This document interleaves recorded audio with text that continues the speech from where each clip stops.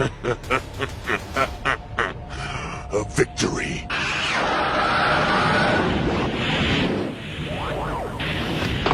Nasira ko na ang sandata mo ngayon.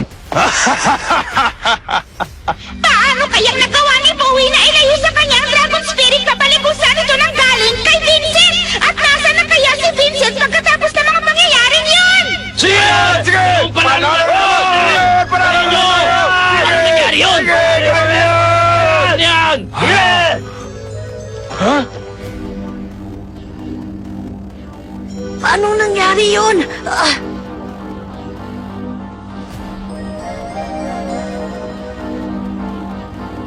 Jury! Jury! Ihayag mo na ako anong sitwasyon!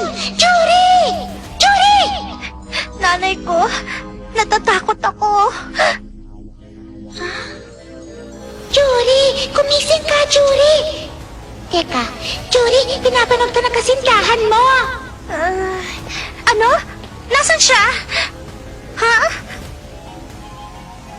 Jury, nagtatrabaho na ba tayo? Oh, sige!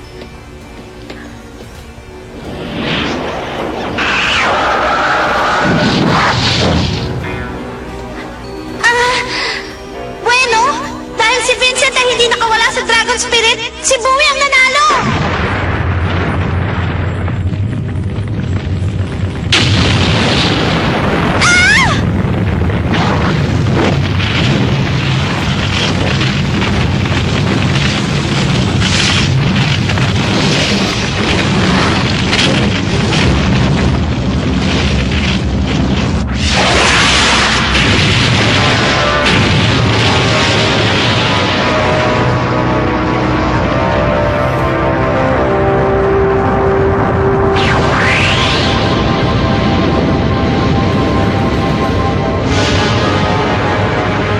Ngayon makikita mo ang tunay na kakayahan ko.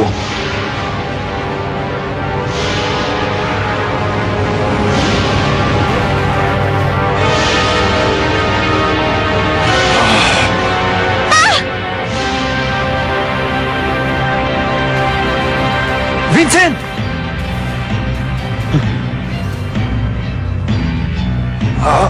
Pero...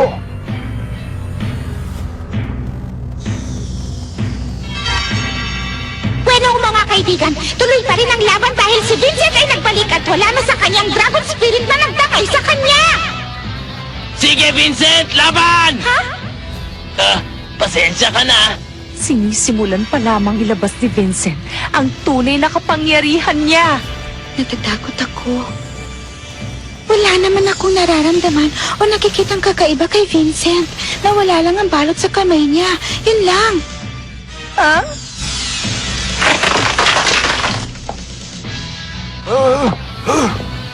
Ano ba, Bowie? Sige na, tapusin mo na!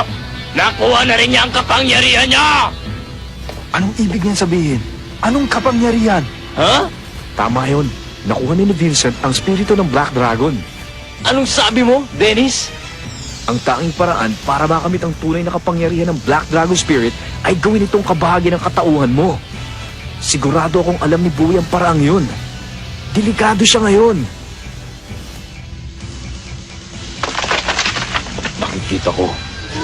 Ito ang spiritual na kapangyarihan na ginagawa kang malakas.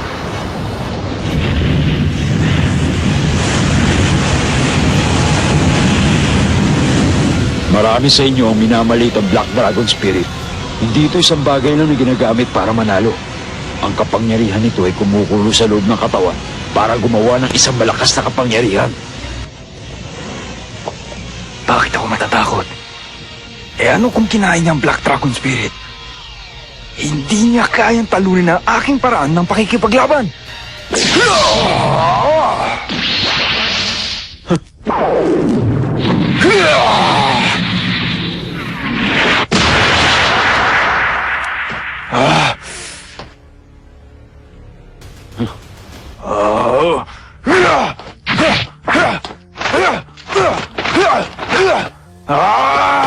Matigas ka, ha?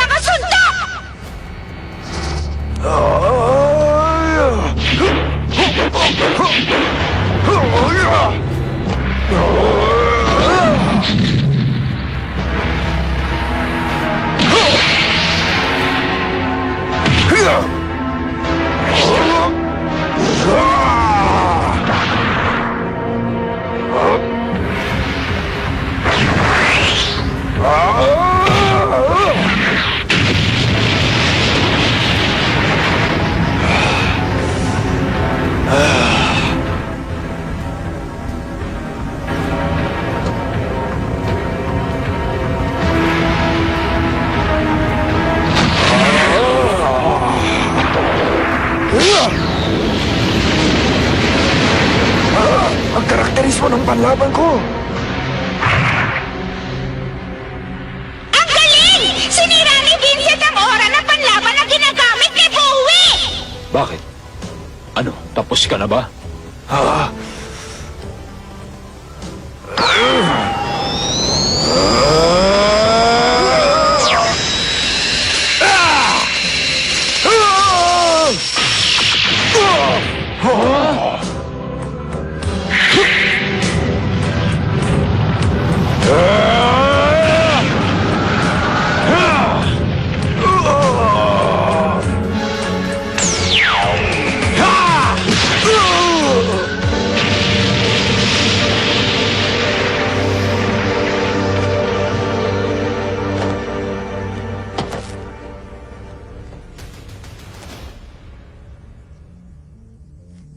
Sila ay nasa labas ng ring! Sisimulan ko na magbilang! Ah!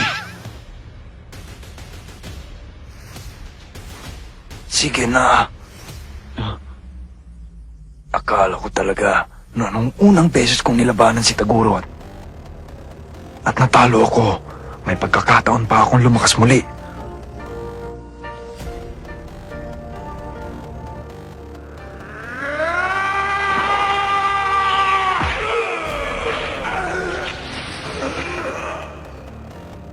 Sa pagnanasa kong labanan si Taguro sa pangalawang pagkakataon, tinulak ko ang sarili ko sa sukdulan para lang lumakas. Pero si Taguro ay lalong lumakas pa kaysa dati. Ang pagkakaiba ng aming lakas ay lalo pang lumaki. At ngayon, natalo na naman ako sa iyo. Wala na akong karapatang mabuhay pa, Vincent. Tapusin mo na ako ngayon.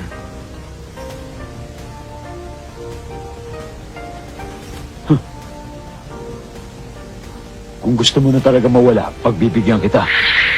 Wala! Siyam! Ayoko nang ginagamit ako ng walang laban. 10! Tapos na magbibilang! Panalo si Vincent! Ayos! Ngayon, tabla ng laban! Teka! Ayos lang ba kung lumapit sa'yo, Vincent? Ang galing mo, Vincent! Ang galing talaga nun! Ikaw na lang kaya ang tumapos sa kanilang lahat, ha? Hindi ko magagawa yun. Kinuha na lang parang yan ng pisikal at spiritual na kapangyarihan ko. Wala na? Kailangan kong matulog ng ilang oras para manumbalik ang lakas ko. Yun ang kabayaran sa paggamit ko sa parang yun. Kaya matutulog muna ako. Kailangan ko magpahinga. Matutulog ka? Huwag ka namang pa-importante. Makinig kayo. Ginamit ko ang parang yun dahil at kayo hindi maaasahan kaya ako lumaban. Sa paggising ko at may natalo sa inyo sa laban, hindi ko kayo mapapatawad. Ha? Huh?